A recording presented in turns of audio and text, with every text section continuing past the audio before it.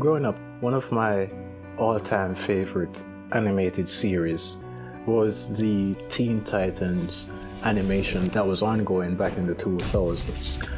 And even currently right now, if I'm naming like my top 5 animated action adventure series ever, I think that, well, I know actually that Teen Titans of the 2000s would be in my top 5 at bare minimum. Top 5, bare lowest. I think it's that good. My favorite character based on that group was Raven. As a matter of fact, Raven is among my top 5 favorite superheroes ever, and taking it a step further, Raven is my favorite female superhero, my favorite, super heroine, right? I'm saying all this in order for you guys to understand or to get a little bit of a backstory on my connection with Teen Titans as a whole. Now, what this video is about actually is, it's not about that. It's not about the animated series of the 2000s. I think that at some point I'll get to that. But right now, this is about the new Teen Titans. Well, yeah, it's called the new Teen Titans, but I believe the characters are a bit older than the animated series that we later got, and the team is also bigger, right? In addition to the 5 that that came in the 2000s, so there was Robin, Raven, Starfire, Cyborg, and Beast Boy. I should also mention that each of those 5 characters were brilliantly voiced, brilliantly casted back in the day, but I don't want to dwell too much on that version right now, since that's not what this video is about. So in addition to those 5, Beast Boy's name is now Changeling, I believe, but in addition to that, there's also Wonder Girl and Kid Flash. So let's get into what this video will be about, so I can wrap up the intro section and get into the rest of the content of the video. So in this video, I'll be talking about issue number 1 of the new Teen Titans comic book series. You'll see we'll go through the sections, which is the main points of the issue. I'll mention my favorite part, I'll mention the rating, I'll also include a random share, stick around for that, a little quiz, and my own little interesting spin, which is an insignificant thing I noticed in the issue. Okay, so the main point of interesting thing about this issue is that it's actually split into 2 chapters. Even though it's one issue, for some reason they have this split into 2 chapters. Now I should mention that I want to mention that I'm not that big of a comic book reader. Unlike with manga and other graphic novels, but for comics, I'm not. I've read Spider-Man, but it wasn't in like the comic book format. It was basically what came in the newspapers, and that was the superhero comic that I read the most of growing up. Spider-Man is one of my favorite superheroes, so there is a chance that my review here for a comic book standard might not be that spot on, that accurate or whatever. So I'm just treating this like an actual story. So normally I try to split it into 3 parts and talk about what, just give a little chat on what stood out to me the most. But since they have this issue split into 2 chapters already, I'm just gonna say that there are two main sections of this issue. So for issue number 1, the main point of the first chapter was about rounding up the Titans, and we start off with Coriander's escape, who would later be known as Starfire, more than likely due to her firing off star bolts. Her escape was, I like the art style and everything in this part was, beautiful. I didn't even, I wouldn't have guessed that it was from the 1980s if I didn't, know the publication date beforehand. So she escapes. She escapes from, some. I think she was captured on a slave ship. Some alien monsters. Basically, she steals a small spacecraft, flies away, and they were given intense chase and so on. So she escapes, and one of the many things that I liked about this early section of the chapter, of the issue, or it's also the chapter really, is the language difference. Like, even though you're reading it in English, there's a little sign. I believe it's like a bracket or something. So whenever the alien monsters, the slayers rather, when they speak, you get that, and when Coriander speaks, you get that as well. So from the jump, from the moment the story begins, you can see that the editors or the writer was already forward thinking enough to include that into the text box. Now, Raven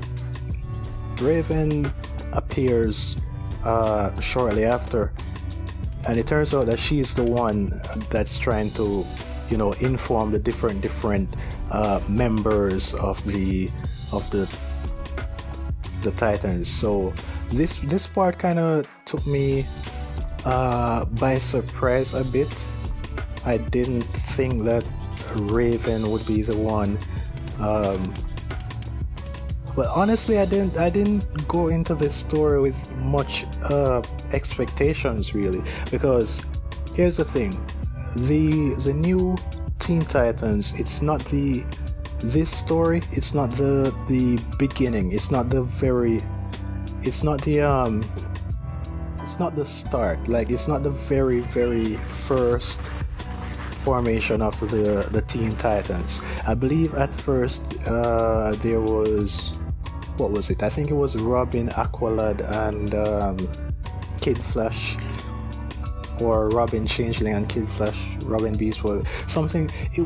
But it didn't have. Point is, it didn't have Starfire, and it didn't have Raven, especially Raven. So that was one of the main reasons why I decided to start with this series rather than go back in time, because no Raven, no Starfire, no Cyborg, probably no Beast Boy either. So I would not be interested in reading that series first. Maybe at some point later. And the good thing about this also is because this also has its own beginning really. So I tested it out by browsing through the first few pages first, just to see if it's an actual beginning, because I am someone that really hates reading or watching something from the like midway through or whatever. Right, so Robin was, at his home in Wayne Manor, in his bedroom sleeping. He wakes up. Well, he has this nightmare of, the Titans having battles, and a lot of destruction, and the typical superhero supervillain fight. Raven comes to him in his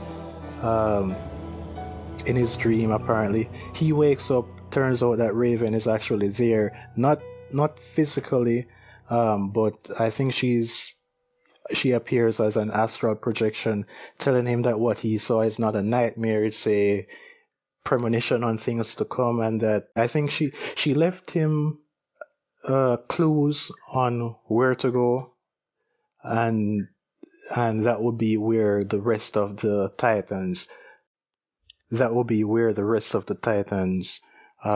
meet up, really. So Raven doesn't really elaborate much. She just tells him that, hey, we need you to join the Titans, right? I'm putting together a team. Raven comes across like she's pretty much doing a Nick Fury type thing in in this issue.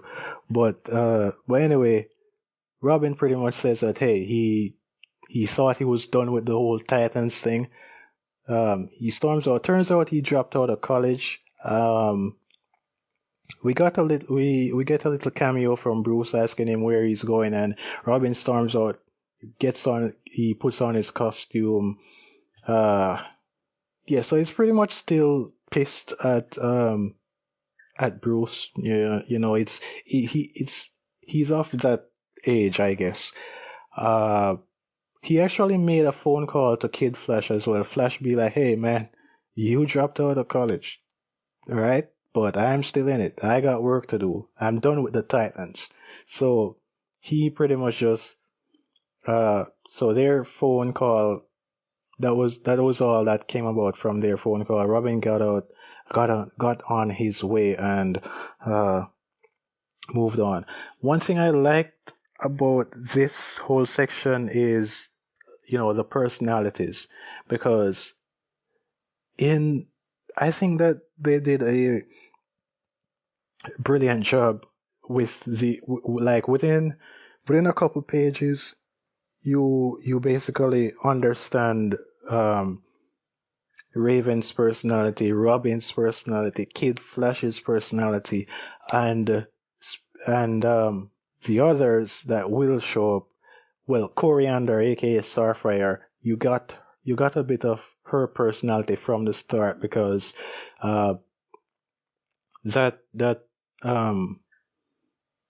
stubbornness, determination that she had, you got Kid Flash. I'll talk a little bit more about Kid Flash later, but Wonder Girl shows up next, and we got a nice dynamic between Wonder Girl and Beast Boy. Beast Boy is still funny in this series. Actually, he's hilarious as usual, because these, as I mentioned earlier, these Titans are a bit older. If I were to guess, I don't remember the ages of the Titans from the 2000s era animation, and I'm not going to look it up right now either. But if I were to guess, I would guess that they're somewhere in the mid-teens. These Titans are definitely late teens, probably early 20s, right? So the jokes that Beast Boy, that if you watch the animated series, right, the jokes that Beast Boy had, it's pretty much at a slightly mature level. So I'm not sure if I'm explaining it right, but it's like he has a bit more perversion to his personality now. So he meets Robin shows up at the house where they were meeting. He meets Wonder Girl. I think that he knew Wonder Girl from before. Makes sense. One's an apprentice to Batman, the other is an apprentice to Wonder Woman.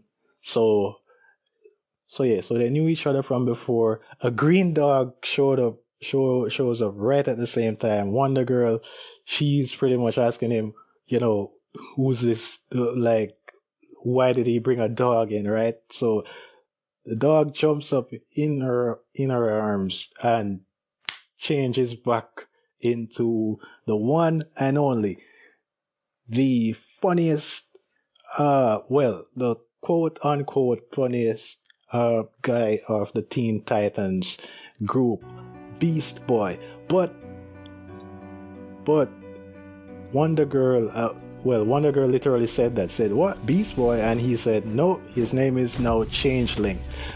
Personally, I still prefer Beast Boy, but considering that this version is supposed to be like late teens, 18, 19, probably even 20, I understand why he would want to change it to Changeling rather than Beast Boy. Similar reason for why Robin, I think when he gets older, he changes his name to Nightwing, something like that. So it will take me some time to get used to that, but either way, that was a pretty fun moment there. She drops him on his ass right after that though. So we get a nice little dynamic there. Kid Flash showed up, right? Kid Flash shows up despite telling Robin that, hey, he's done with it, but turns out that he pretty much did a complete 180 or U-turn, a complete change of his mind, because he told Robin one thing, did the complete opposite. Robin called him out on it, and he's like, hey, Raven says X, I do X, right? So, and Kid Flash, I never would have thought it before, but Kid Flash is like he's pretty much acting out what I'm thinking, or what I would say if I'm in that series, because Raven's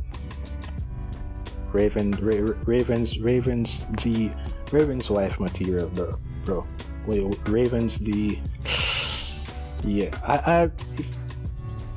I would need a whole other video to talk about Raven. Actually, I'll need multiple videos in order to properly convey how I feel about Raven, right? So let's move on to the second chapter, the second main point of this issue, which is actually rescuing the final member. Because if you're following so far, we've mentioned everyone has met except the final member, Coriander. Hopefully I'm pronouncing that correctly, but because in the series that I'm used to, that's not what she's called. I believe she's called either Cori or just Starfire, and that's it. But Coriander, the main point of this chapter was rescuing her. The second section of the issue is rescuing her. Raven, and this, there's a sudden transition between when Raven actually joins the rest of the Titans, in their little team meeting, right? Their initial meeting. There's a sudden transition between that and the start of the second chapter, because the fight with the Slayers, the monsters that were the alien, dudes that were hunting Cori, Starfire, right? A battle broke out between those guys immediately at the start of this chapter. So, and Raven actually sat down to try and figure out where Starfire is.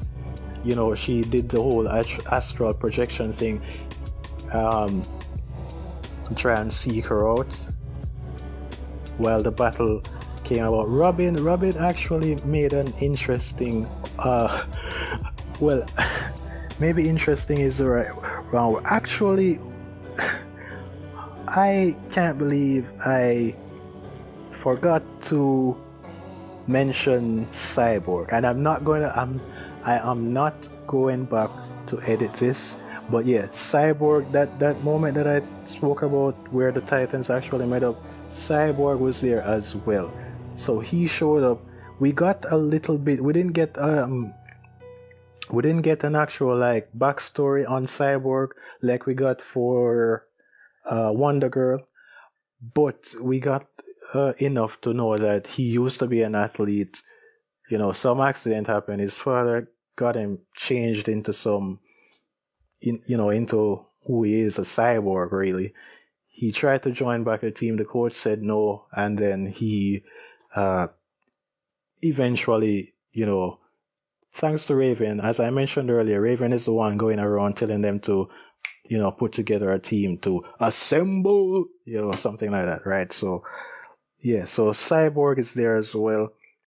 So, yeah, so they're fighting the Slayers, and both groups actually coordinated their attacks well, the Titans and the alien monsters, right?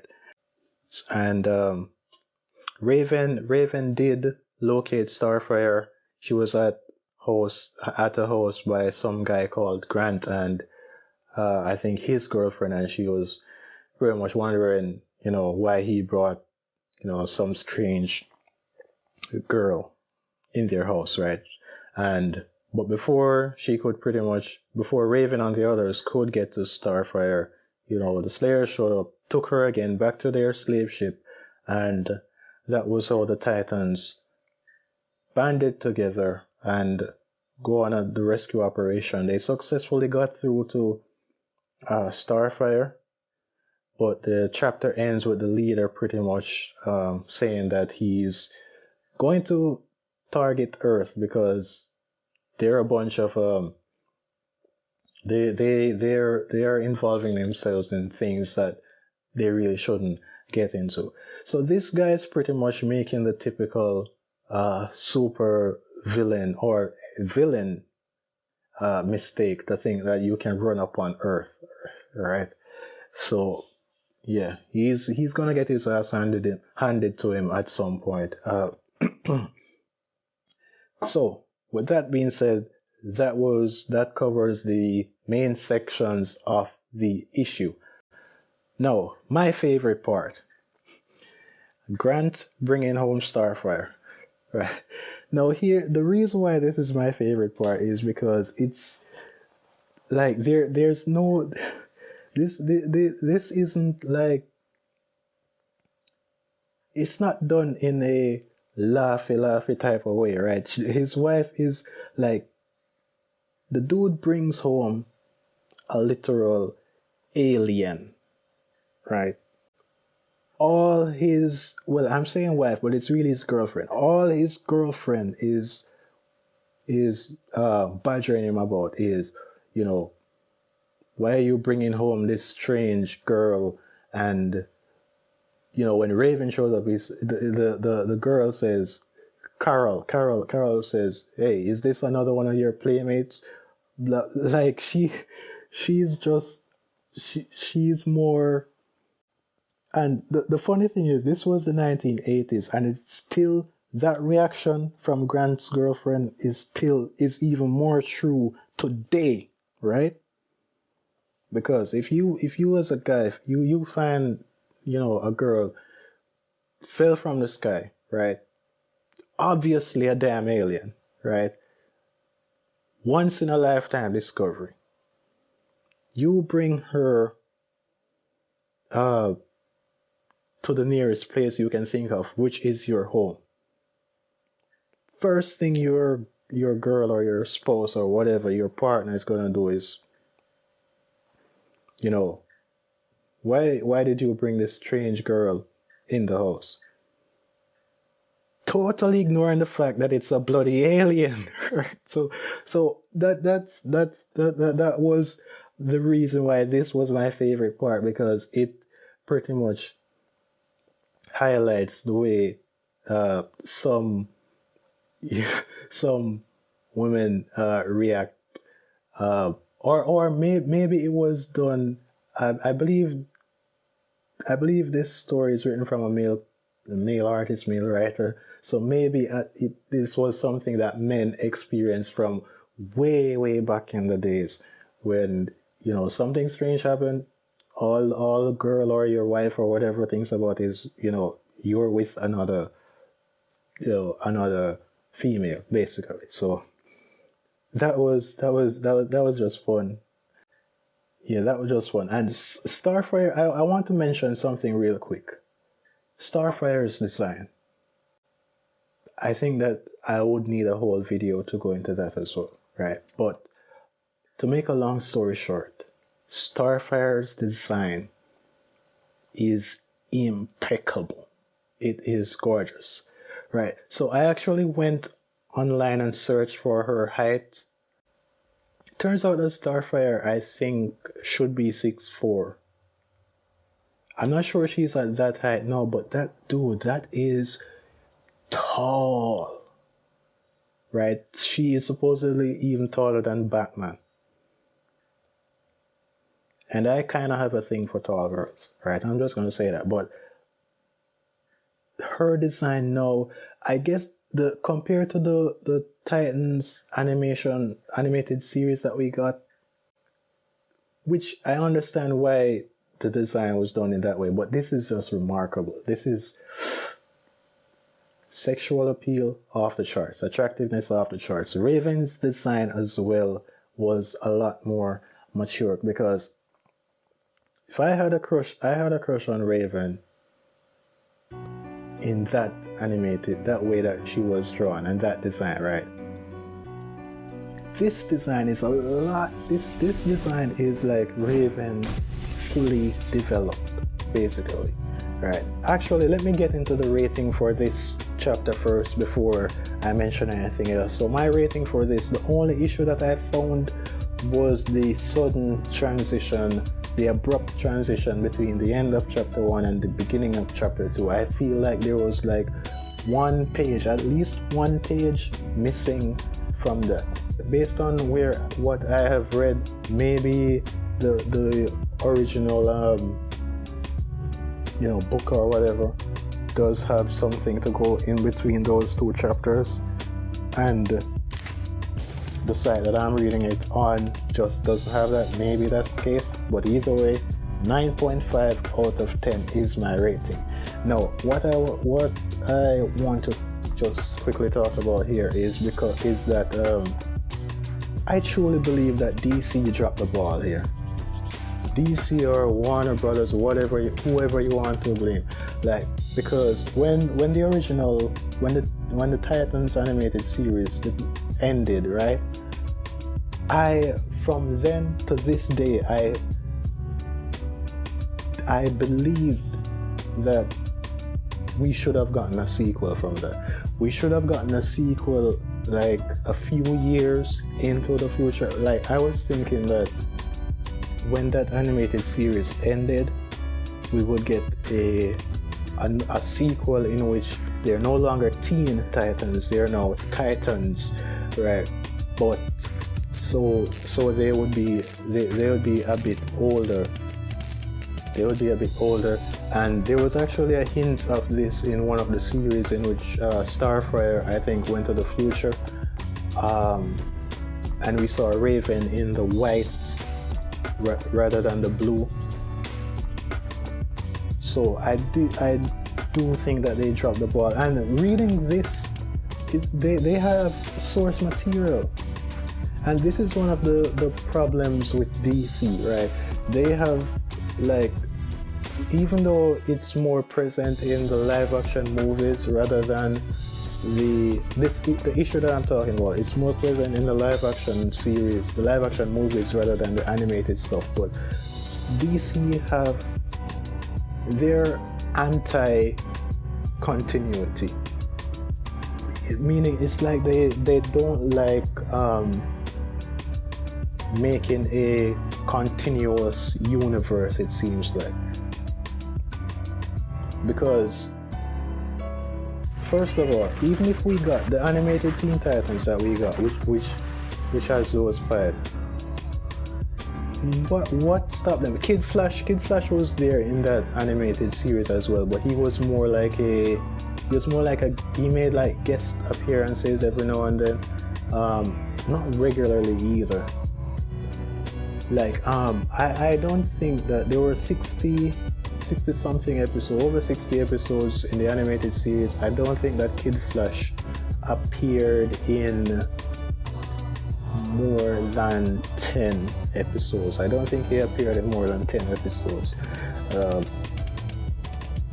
But either way, the point I'm trying to make is that you have that successful series with those 5 titans. What the heck stopped you from bringing in Kid Flash and Wonder Girl? I don't think, maybe I'm mistaken, but I don't think Wonder Girl showed up at all in the animated series of the 2000s. Maybe she did, but even if she did, I don't remember her much, so clearly she didn't appear enough.